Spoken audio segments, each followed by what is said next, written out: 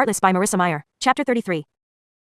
Catherine was weary in her head, in her limbs, down to the toes pinched inside her finest boots. Her head was full of fantasies of going home, and crawling beneath her covers and not coming out again, until she'd achieved the longest sleep of her life. The wish was so powerful she wanted to weep from longing. She could tell the performance was commendable, judging by the frequent gasps and cheers from the audience, but she could barely keep her stinging eyes open enough to enjoy the show, and the storyline muddled in her head by the second scene. It was only when a fool appeared on the stage that she willed herself to pay attention. But it wasn't just only an actor, done up in familiar black motley, doing cartwheels across the stage and spouting bawdy jokes that left the audience in hysterics. He poked fun of the king. He peeked up the skirts of the passing actresses. He wagged his head until the jingle of the bells was all Kath could hear inside her head. As the crowd broke into another bout of laughter, Kath launched to her feet. I need to use the dressing room. The king took no notice as she inched past, too enthralled with the fake joker. But Mary Ann started to rise to come with her. Kath gestured for her to stay. I'm fine. I'll be right back. The stairs into the lobby echoed with her footsteps as she rushed down to the main level, gripping the banister to keep from tripping on her skirt. Only once her feet had hit the final step, and she'd spun around the rail, did she hear Jest's rumbling voice, followed by the higher-pitched, snooty tone of Margaret Murrell. Catherine reeled back, ducking behind a pillar.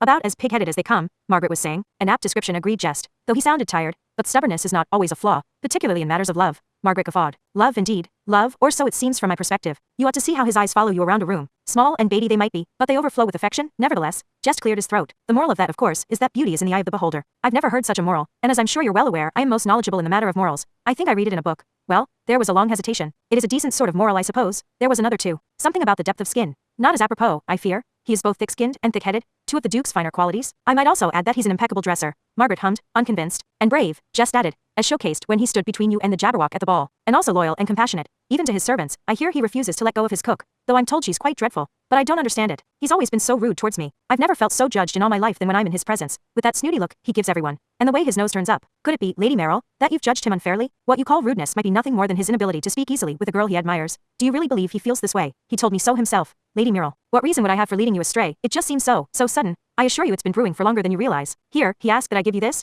Catherine heard the crinkle of parchment. What is it? An invitation to join him in his theater box tonight, if you'd care to. Along with your chaperone, of course. He said he would leave a seat available, in hopes you might accept the invitation. Margaret let out a delighted oh. The paper crisped some more. Well, I suppose it couldn't hurt. Just for an evening. After all, I am not the sort of lady to dally about indecisively when faced with a man's well-intentioned admiration. I wouldn't dare suggest such a thing, Lady Murrell. I hope you'll enjoy the rest of the performance. Catherine pressed herself to the pillar, inching around to its far side as she heard Margaret's footsteps approaching. She ducked beneath the stairs banister as Margaret floated past, and was just letting out a breath when a flurry of feathers assaulted her face and a call blared in her ears. Catherine stumbled away from the pillar, flattening herself against the wall, and beating at the ferocious bird. Raven twisted away, and flew upward to alight on the sculptured bust of a stern-looking playwright. Raven, Jest scolded. That wasn't nice at all. No, I'm sure I deserved it, said Kath, trying to smooth back her hair. I shouldn't have been eavesdropping. Raven turned his head away, his beak stuck into the air, and it became clear that he now shared Hatta's low opinion of her. She was, after all, the charlatan who had played Jest for a fool while being courted by the king. Regardless, you didn't need to frighten her, Raven. You should apologize. Nevermore, said the Raven. Raven, it's all right. I'm the one who's sorry for sneaking around so. Kath stepped around the staircase, and saw Jest leaning against a wall, holding his hat in one hand, and the ebony scepter in the other. Half his hair was matted to his head, and he looked like a vagabond, who had claimed the theater for his own. If it weren't for the thumping drumbeat coming through the closed doors,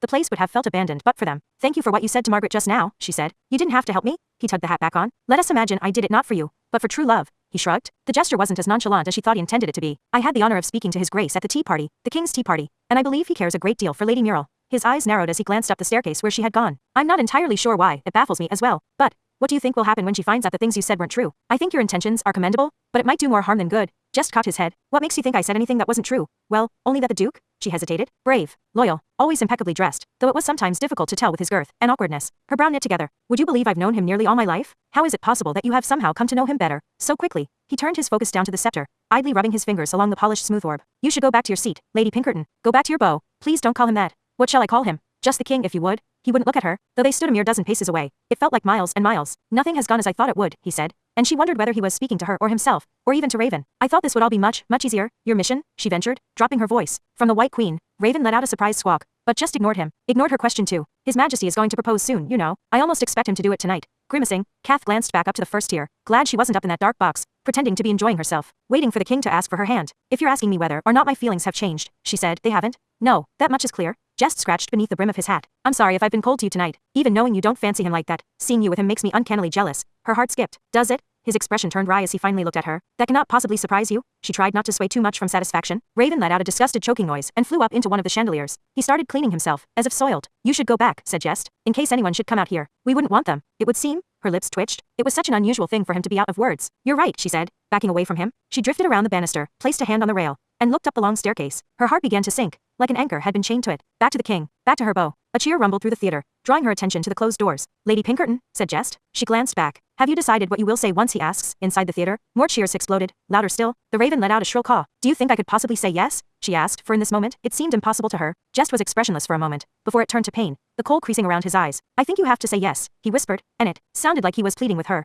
But the words sent an arrow into her heart. She took half a step towards him, but stopped again. Why, Jest? Why do you keep doing this? You say you're jealous, or mesmerized, or that I could be your reason to stay in Hearts, yet in the very next breath you encourage me to accept the king. I don't understand you. His expression was pained when he opened his mouth to speak again, but suddenly the building shook. Kath jolted, ducking at the distant crash of breaking glass. A door burst off its hinges on the second floor. A wave of heat flooded the lobby, along with the smell of smoke. Catherine reeled back, but Jest was already beside her, catching her. She realized that what she'd thought were cheers were actually screams, and applause. The stampede of feet. Through the sizzling door, a creature burst onto the lobby's second level, all black skin, and scales, and dark, rabid eyes. Kath froze. It was the Jabberwock.